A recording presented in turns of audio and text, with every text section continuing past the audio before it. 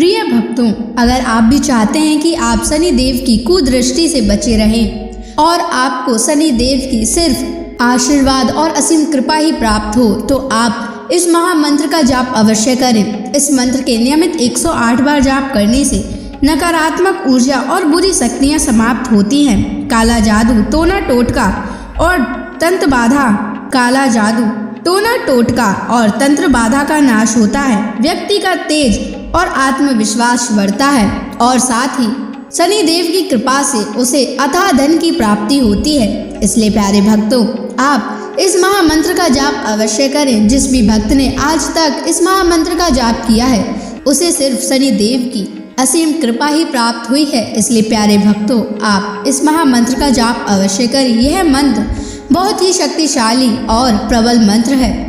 इस मंत्र का प्रभाव तुरंत ही दिखाई देने लगता है और साथ ही आपका जीवन सुखद हो जाएगा। अगर आप शनि देव का आशीर्वाद प्राप्त करना चाहते हैं तो इस वीडियो को लाइक और चैनल को सब्सक्राइब जरूर कर दीजिए और कमेंट बॉक्स में जय शनि महाराज अवश्य लिख दीजिए। तो चलिए भक्तों, मंत्र का जाप करना प्रारंभ करते हैं। ओम ह्रीं सन शनैश्चराय सर्वदोष निवारणाय स्वाहा। ओम ह्रीं सन शनैश्चराय सर्वदोष निवारणाय स्वाहा। ओम ह्रीं सन शनैश्चराय सर्वदोष निवारणाय स्वाहा। ओम ह्रीं सन शनैश्चराय सर्वदोष निवारणाय स्वाहा। ओम ह्रीं सन शनैश्चराय सर्वदोष निवारणाय स्वाहा। ओम ह्रीं सन शनैश्चराय सर्वदोष निवारणाय स्वाहा। ओम ह्रीं सन शनैश्चराय सर्वदोष निवारणाय स्वाहा।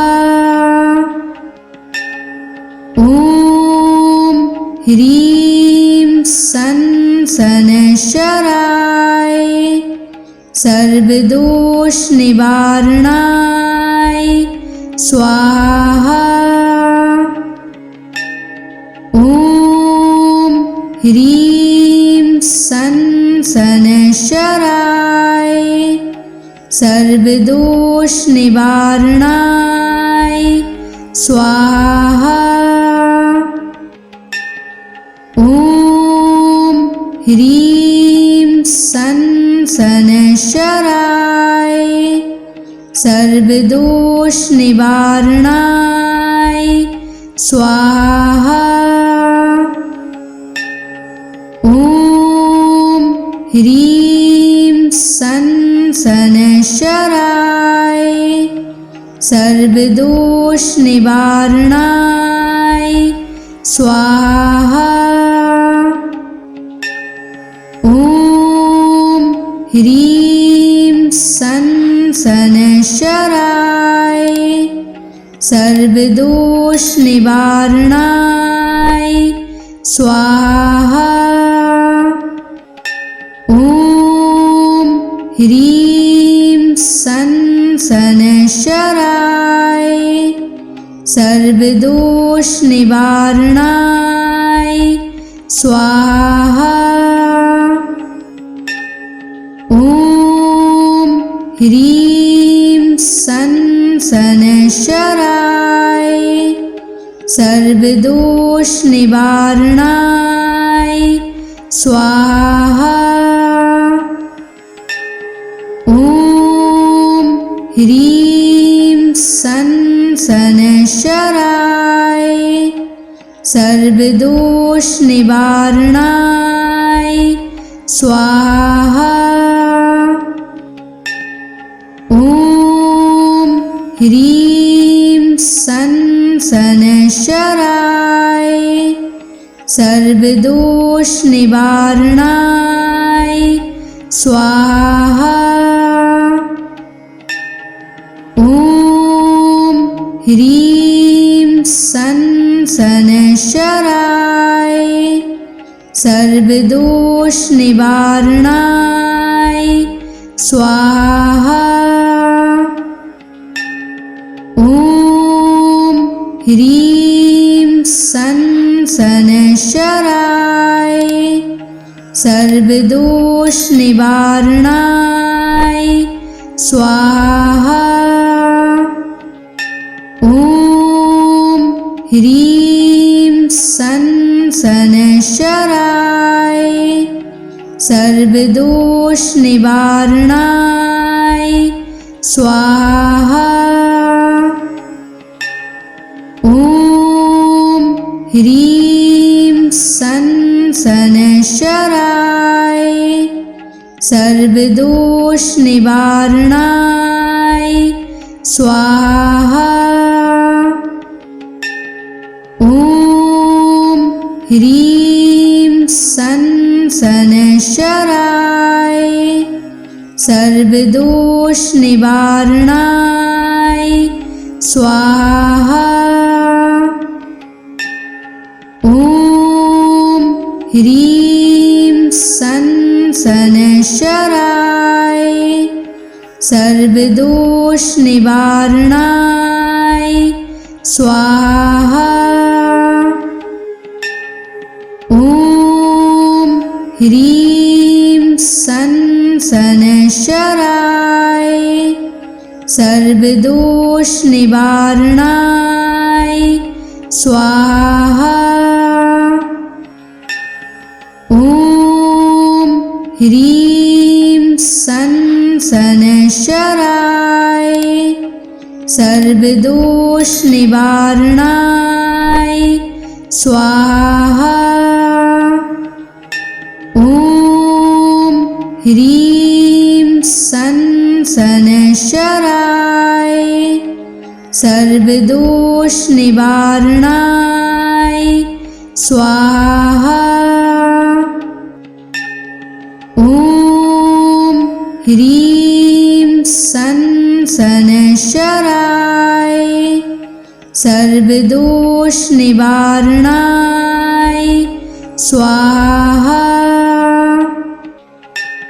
ॐ ह्रीं सन् शनैश्चराय सर्वदोषनिवारणाय स्वाहा।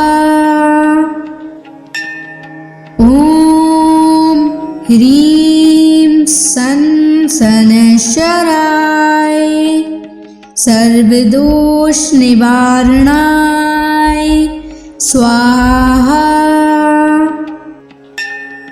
ॐ ह्रीं सन् शनैश्चराय सर्वदोषनिवारणाय स्वाहा।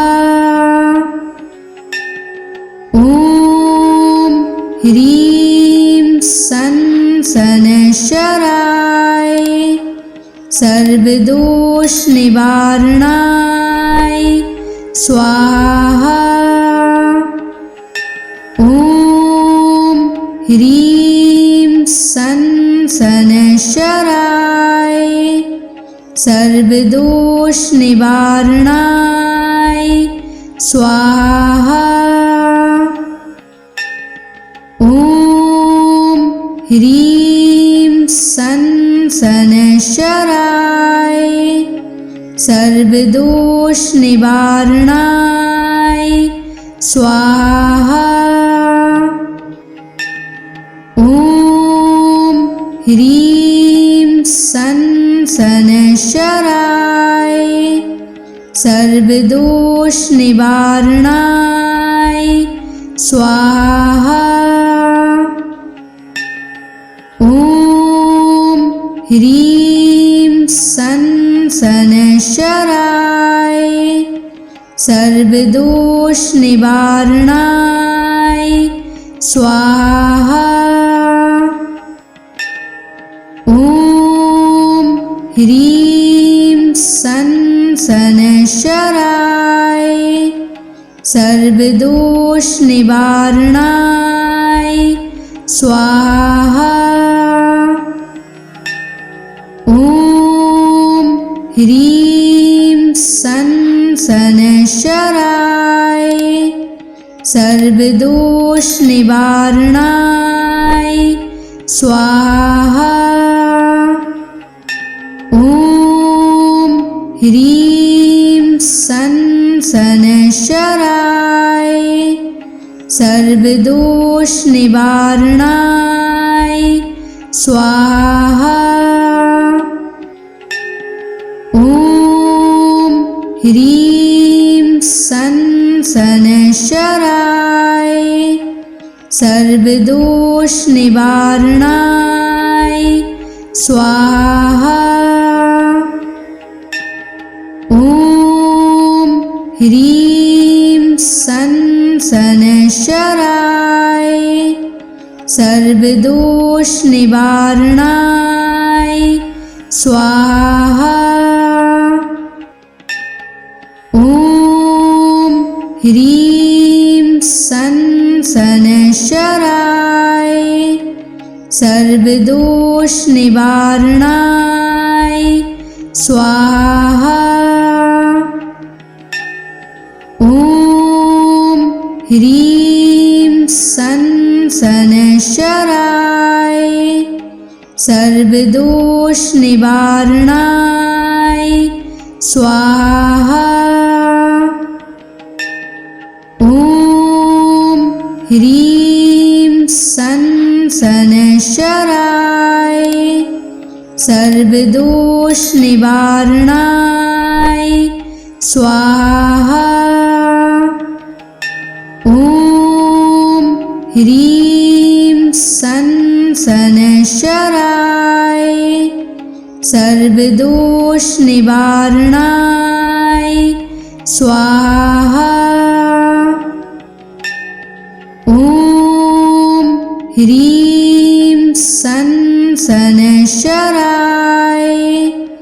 सर्वदोष निवारणाय स्वाहा। ॐ ह्रीं सनशराय सर्वदोष निवारणाय स्वाहा। ॐ ह्रीं सनशराय सर्वदोष निवारणाय स्वाहा। ॐ ह्रीं सनशराय सर्वदोष निवारणाय स्वाहा। ॐ ह्रीं सनशराय सर्वदोष निवारणाय स्वाहा। ॐ ह्रीं सनशराय सर्वदोष निवारणाय स्वाहा। ॐ ह्रीं सनशराय सर्वदोष निवारणाय स्वाहा। ॐ ह्रीं सनशराय सर्वदोष निवारणाय स्वाहा। ह्रीं सन शनैश्चराय सर्वदोष निवारणाय स्वाहा।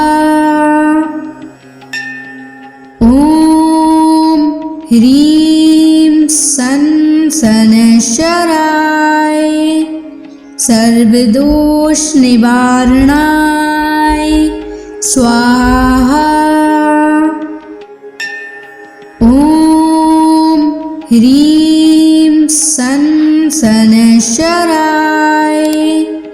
सर्वदोष निवारणाय स्वाहा। ॐ ह्रीं सन शनैश्चराय सर्वदोष निवारणाय स्वाहा। ॐ ह्रीं सन शनैश्चराय सर्वदोष निवारणाय स्वाहा। ॐ ह्रीं सन शनैश्चराय सर्वदोष निवारणाय स्वाहा। ॐ ह्रीं सन शनैश्चराय सर्वदोष निवारणाय स्वाहा। ॐ ह्रीं सन शनैश्चराय सर्वदोष निवारणाय स्वाहा। ॐ ह्रीं सन शनैश्चराय सर्वदोष निवारणाय स्वाहा। ॐ ह्रीं सन शनैश्चराय सर्वदोष निवारणाय स्वाहा।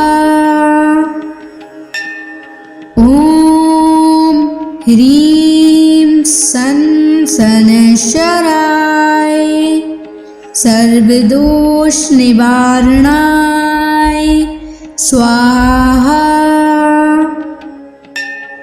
ॐ ह्रीं सन शनैश्चराय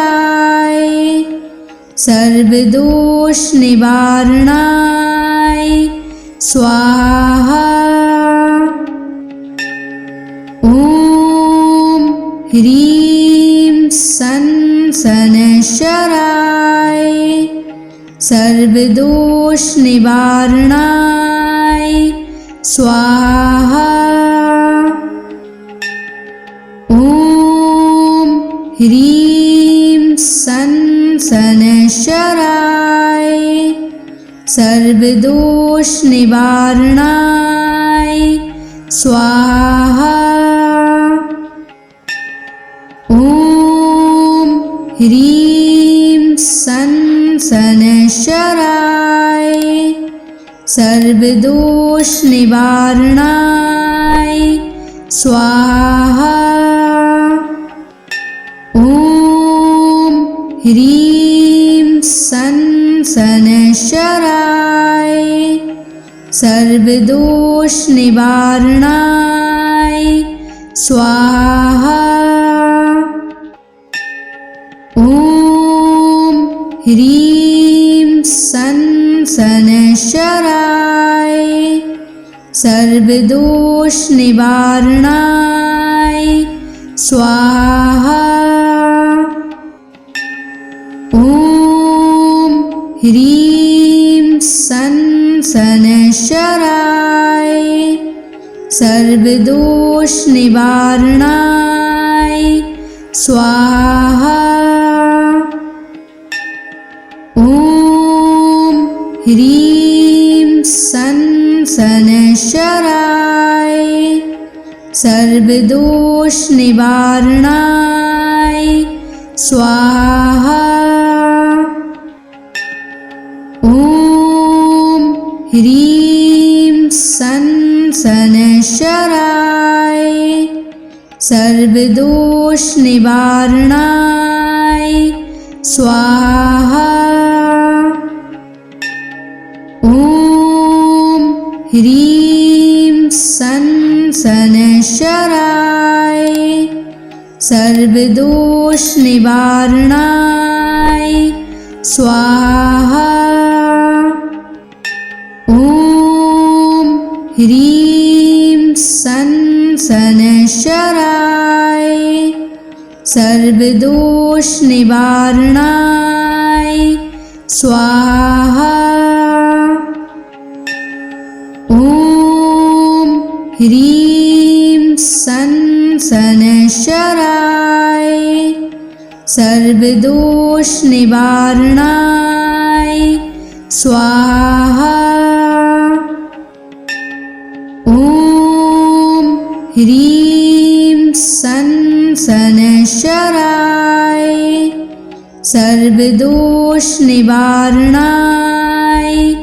स्वाहा। ॐ ह्रीं सन् शनैश्चराय सर्वदोषनिवारणाय स्वाहा। ॐ ह्रीं सन् शनैश्चराय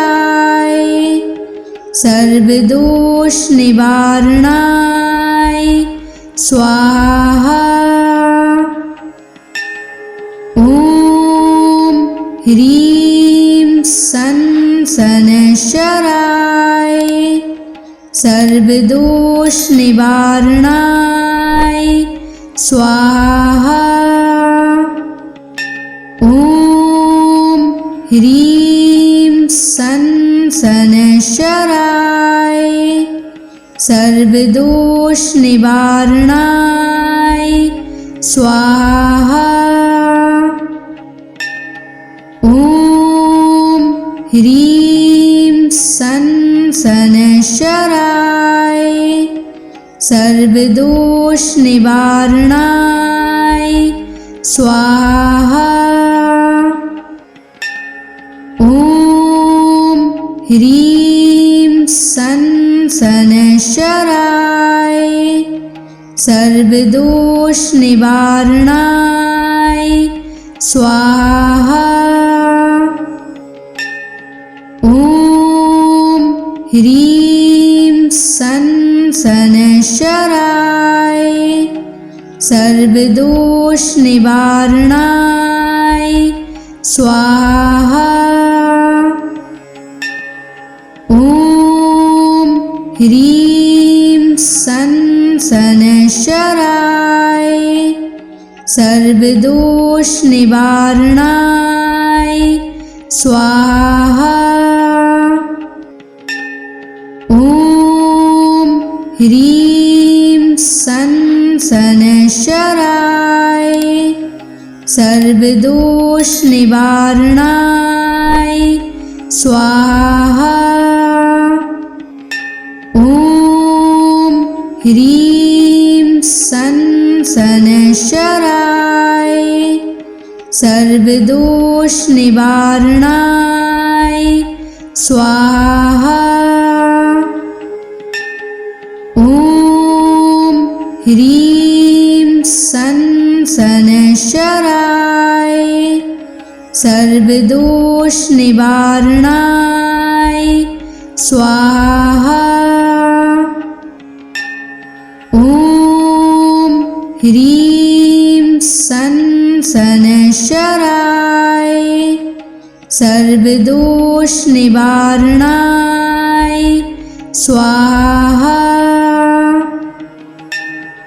ॐ ह्रीं सन् शनैश्चराय सर्वदोषनिवारणाय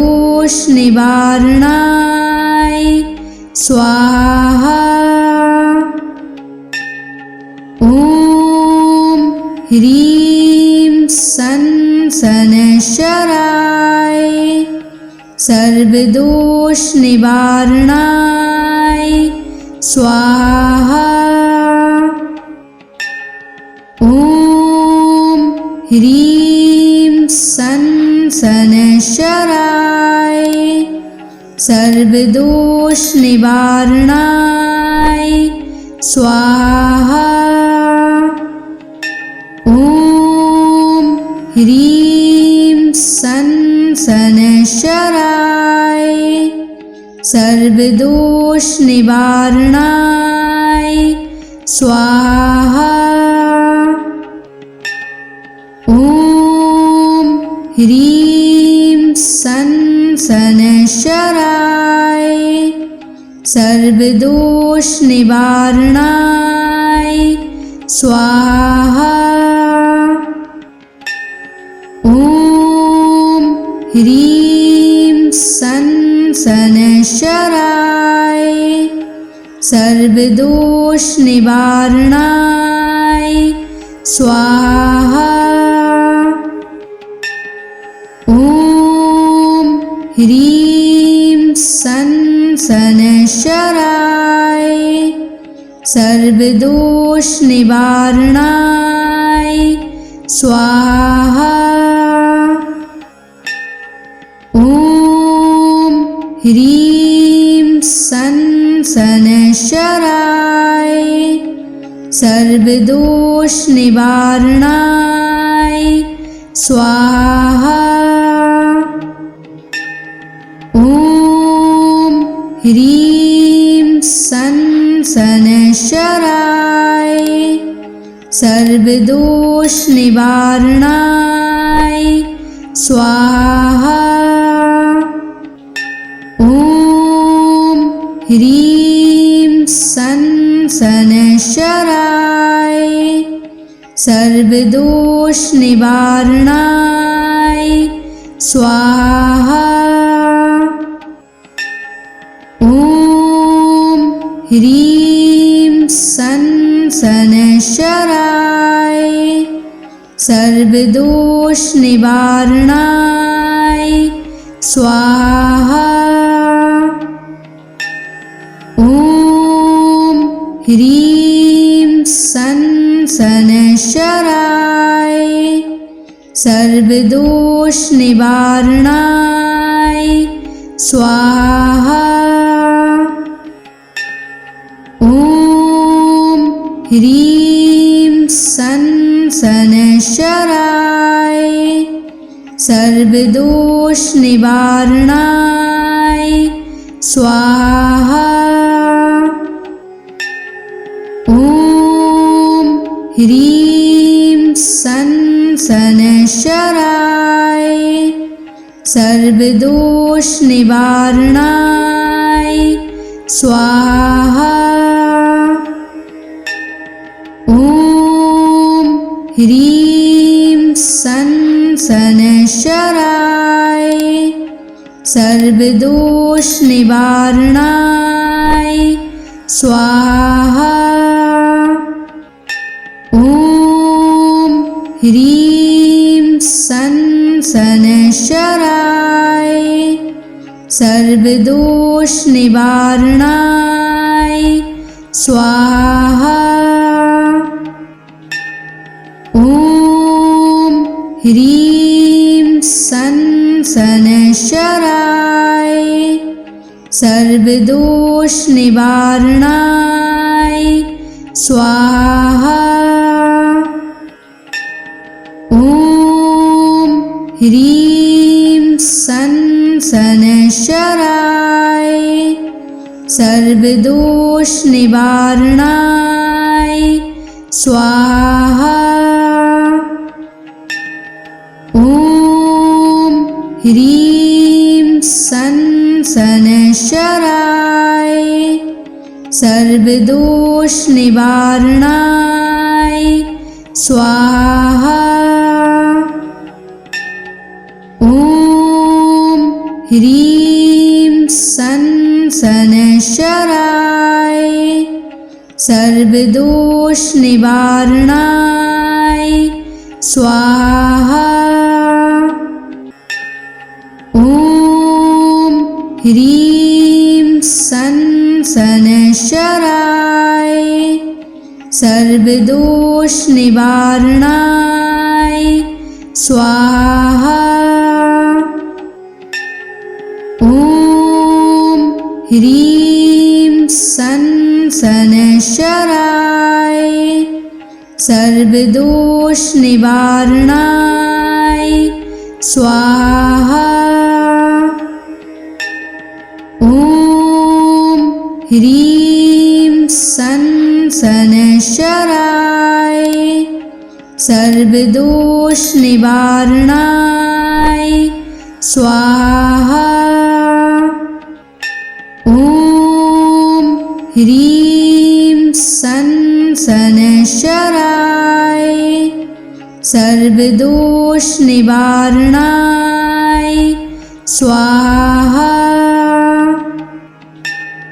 ॐ ह्रीं सन शनैश्चराय सर्वदोष निवारणाय स्वाहा।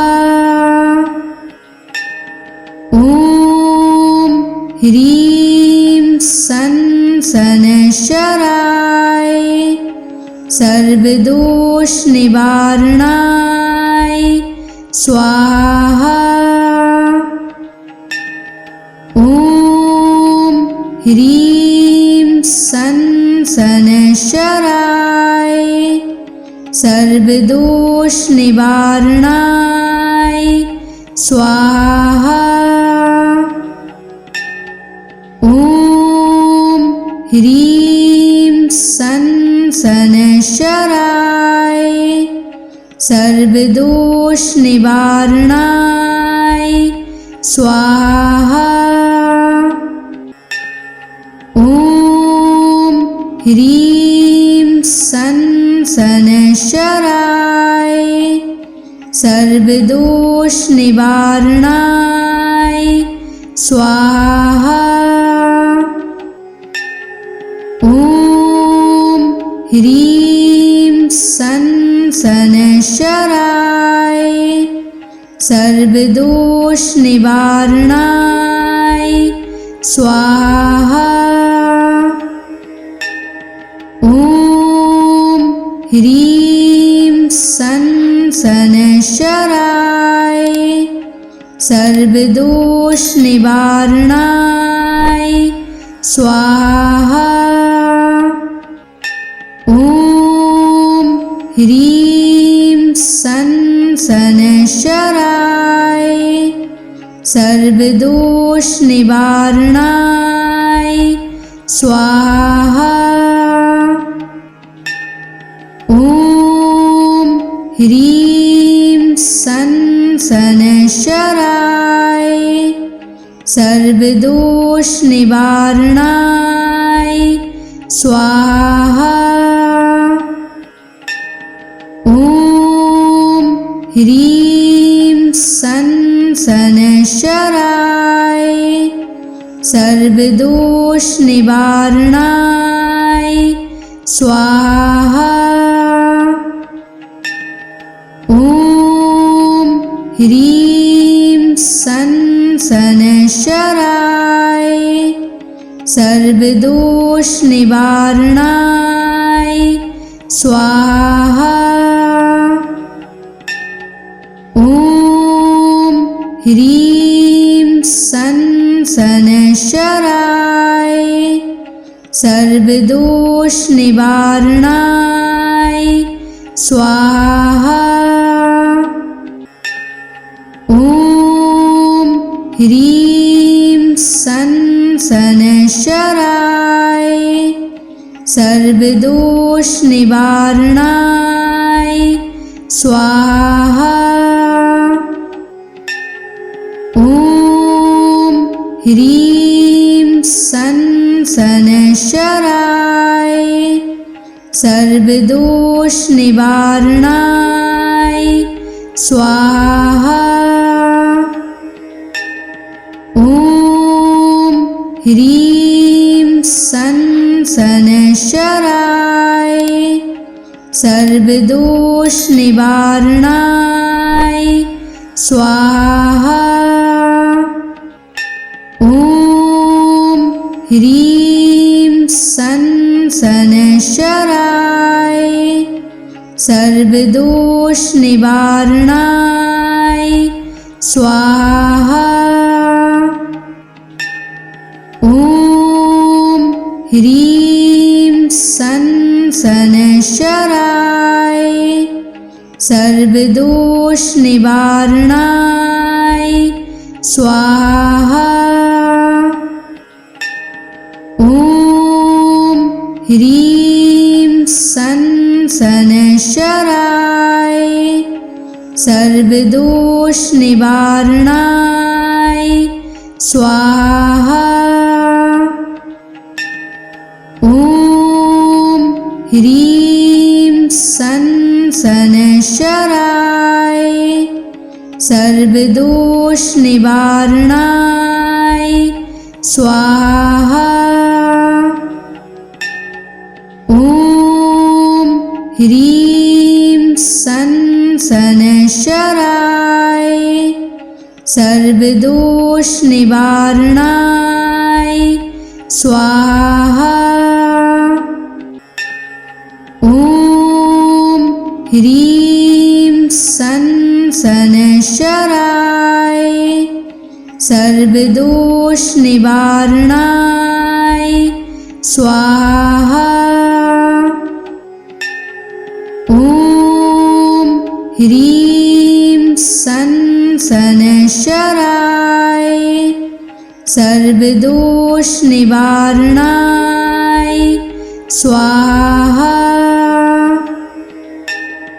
ॐ ह्रीं सन् शनैश्चराय सर्वदोष निवारणाय स्वाहा।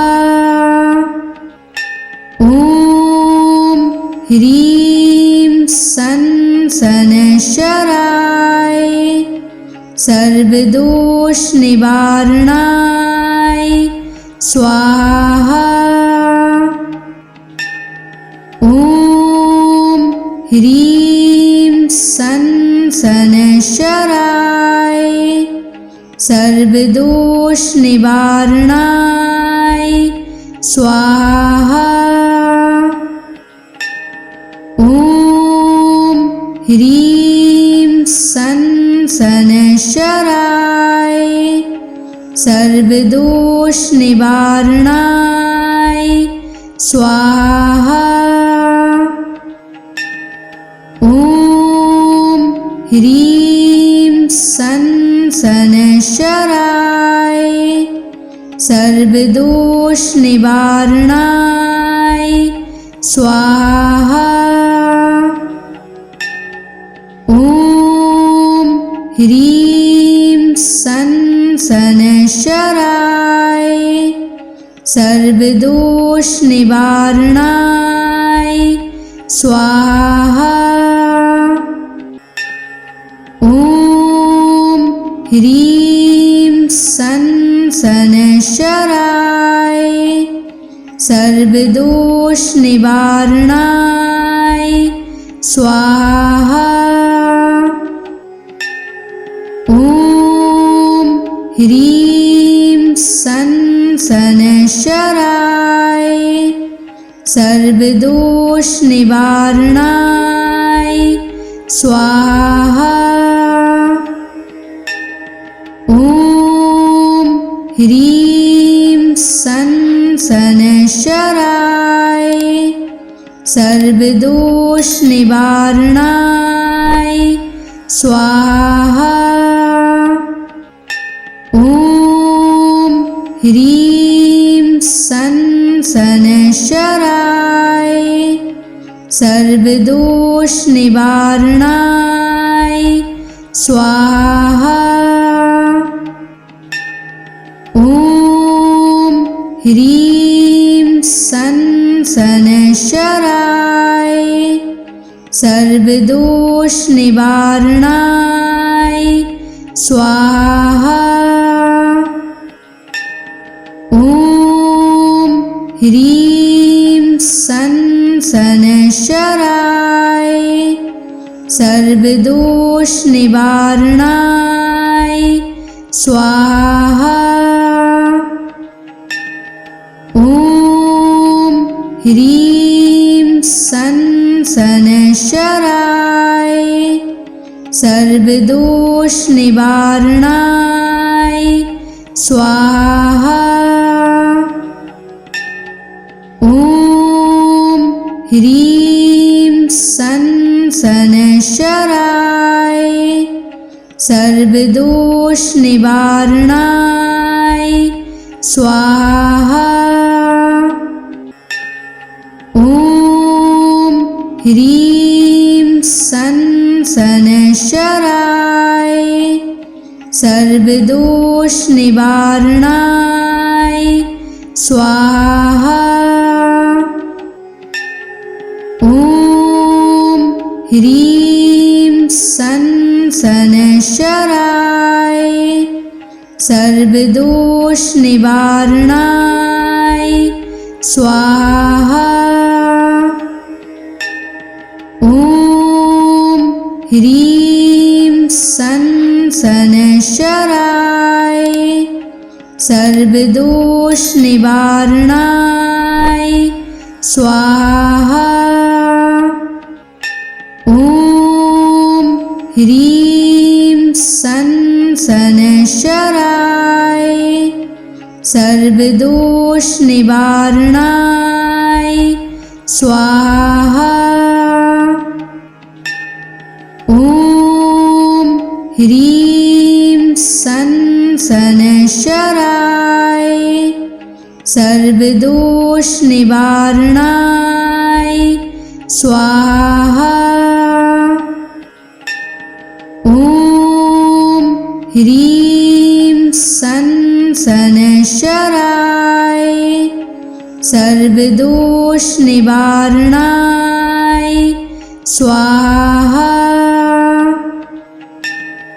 ओम ह्रीं सन सनशराय सर्वदोष निवारणाय स्वाहा। ओम ह्रीं सन सनशराय सर्वदोष निवारणाय स्वाहा। ओम ह्रीं सन सनशराय सर्वदोष निवारणाय स्वाहा।